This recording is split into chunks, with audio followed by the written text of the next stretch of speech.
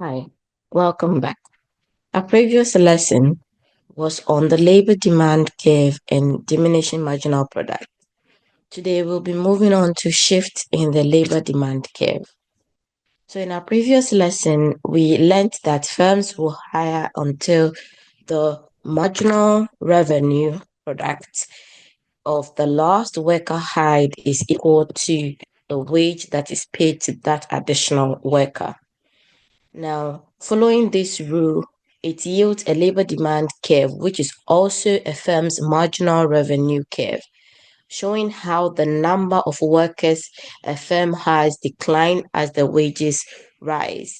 So, in our previous lesson, we saw that a typical labor demand curve is downward sloping, and this means that as the wages increase, the demand for labor decreases. Now, this hiring decision does not only depend on wages, so there are many other factors that also affect the demand for labor. So it also depends on outcomes in other markets. If any of these outcome changes, the labor demand decision of a firm might change, which will shift the labor demand curve either to the right or to the left. So we have two examples here, which is representing an increase in labor demand and a decrease in labor demand. So what we mean by a shift in the labor demand curve, it means that if the wages doesn't change and any other factors that we'll be looking at in the next few minutes, any of them changes, an increase in the labor demand curve means that the labor demand curve will shift to the right. So if we start from an old labor demand curve represented here, if the factors in the market that causes firms to hire more labor, apart from the changes in wages of labor, then the curve shifts to the right, and then we come to a new curve represented here. Now, a decrease in labor demand means we'll start from an old labor demand, and if any factor in the market changes, apart from the wages that decrease the labor demand, this is going to shift the entire curve from the right now to the left, bringing us to this new labor demand. So a shift in labor demand is just a shift in the entire curve to either the right or the left because of changes in other market outcomes apart from the wages. Now let's look at factors that shift labor demand. The first factor that shifts labor demand is changes in the demand of your products. So the labor market is different from the market for apples, phones, or other goods in the sense that employers hire workers because they are inputs used in the production of goods and services. So if the demand for the goods increase, firms generally experience higher sales and revenue. So for instance, if an employer is producing apples, now they are going to hire labor as an input to produce this apple. So if the demand for apple increases, then it means that to increase the sale of apple, firm will have to increase the demand for the input that they use to produce that apple. So if the demand for a particular good increases, the firms are likely to hire more labor in an attempt to increase the sales. So in this case, the labor demand curve will shift to the right. So as we represented before, an increase in the labor demand means that the curve is going to shift to the right. So this indicates that at any given wage level, firms are willing to hire more workers. Now we can see this from the graph that we have shown here, that even though wages have not changed, the firm increased the labor demand from, let's assume this is 20 to maybe 30. So this is an increase in the labor demand. So wages do not change, but then the demand for labor has increased because of other factors that have changed in the market. And in this case, is the change in the demand of the product that is being sold. Now, an increase in the demand for your product could also lead to a rise in the price of your product, which is another channel through which increase in demand can affect the increase in labor demand. So when this occurs, it means that the marginal revenue product of all your workers is higher. Now, let's see what we mean by this. So remember that in our previous lesson, we showed that a marginal revenue product, which is simply the additional revenue that an additional worker is bringing into the market. This can be calculated as the marginal product of that additional worker times the price per unit of the good sold.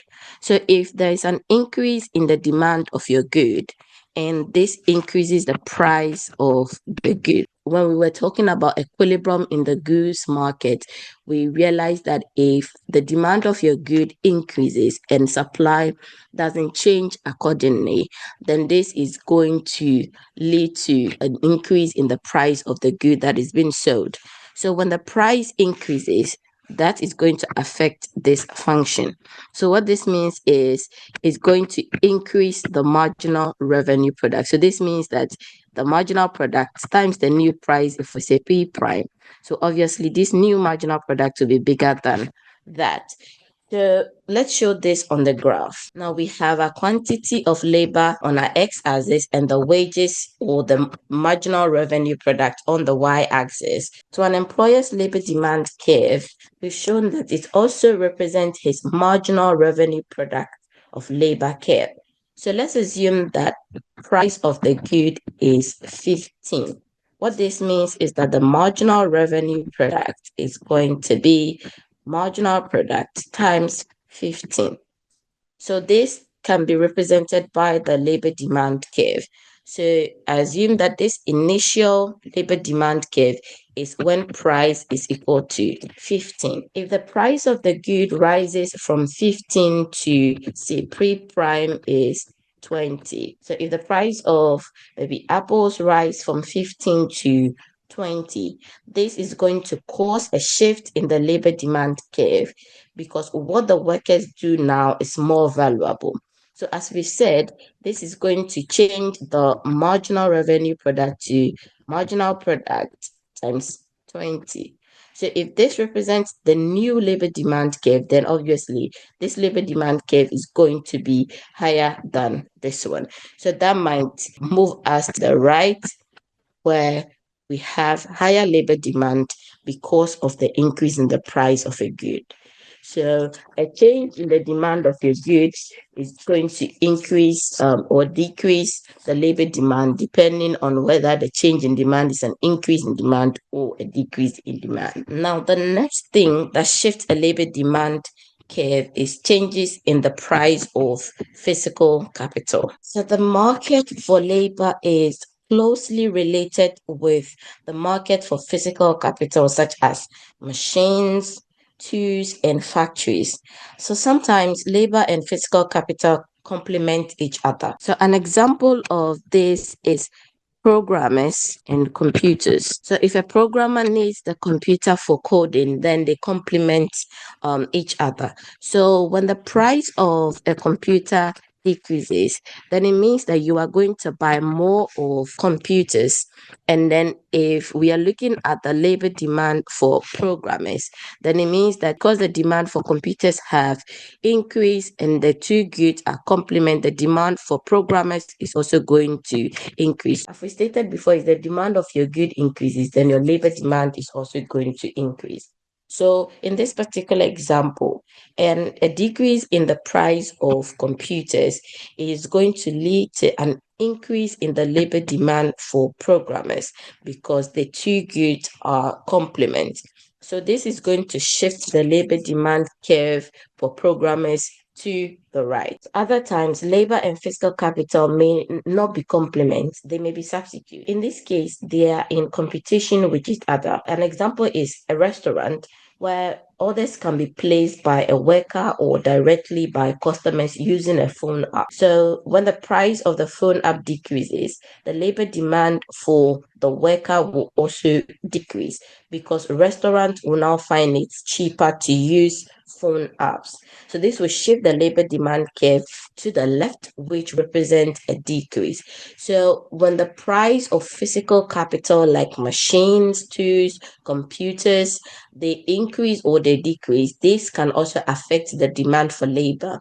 And this is particularly important depending on the relationship between the labor and the physical capital. So the relationship can be different if they are complement or they are substitutes. Now, the next factor that shifts labor demand is better management and productivity gains. So, improved management and technological changes that increase the productivity of labor. It means that each worker can produce more. So remember that anything that will make each worker produce more is good, and firms are likely to increase the demand for labor.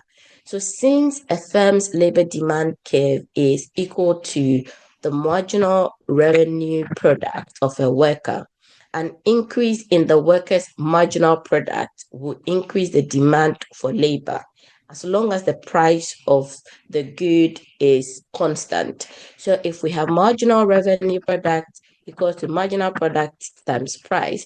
So previously we looked at just the change in price. Now we are assuming that if the price doesn't change, if there's any factor that also changes the marginal product, then that is also going to change the labor demand. So assuming that better management or any other technological advantage, it makes labor more productive. So at the same price, if marginal product increases, then workers are going to be more valuable to the firm. So this is likely to increase the labor demand.